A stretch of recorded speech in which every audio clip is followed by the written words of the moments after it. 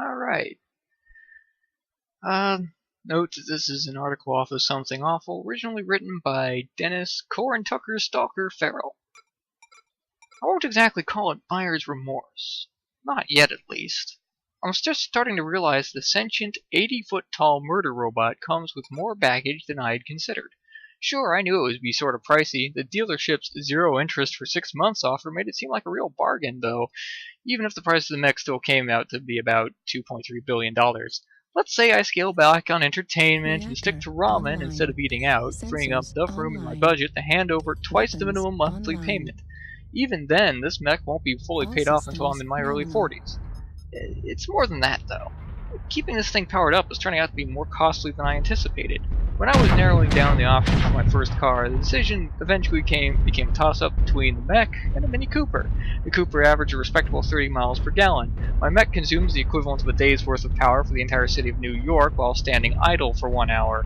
I assumed those were roughly the same. Of course I was wrong, but in my defense, converting gallons to gigawatts can be pretty confusing. The internal nuclear reactor is also rather fiddly. I have to refer to my owner's manual practically every time I exchange one plutonium rod for another, which is more than I'd like.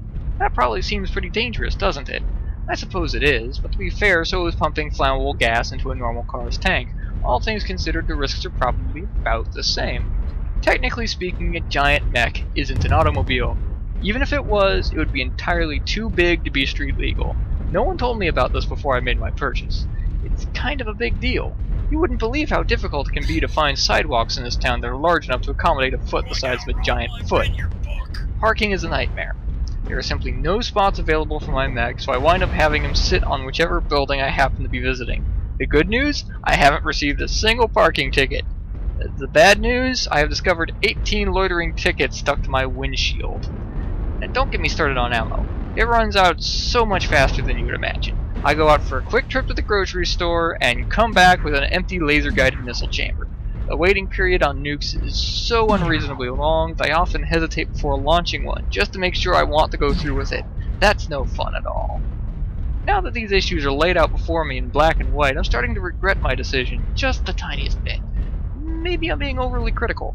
After all, if I had bought a car, I'm sure I'd be complaining about its lack of a holographic heads-up display radar, or its underpowered cockpit ejection system. What I'm going through is perfectly normal. In a few weeks, all these minor problems will fade in the background, and I'll come to appreciate my mech for what it is. Then again, the cup holder is a really weird size. It's too big for a small cup, so little drinks bounce around and spill all over the cockpit. It's also slightly too small for a normal cup. When I try to cram the very bottom of a drink into the very top of the cup holder, I hope it stays put.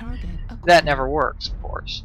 I wind up having to hold the cup in place with my free hand while I pilot. When I hit a bump or take a blast from a plasma turret, the liquid in my precariously balanced drink splashes into my palm. Alright. I've made a horrible mistake.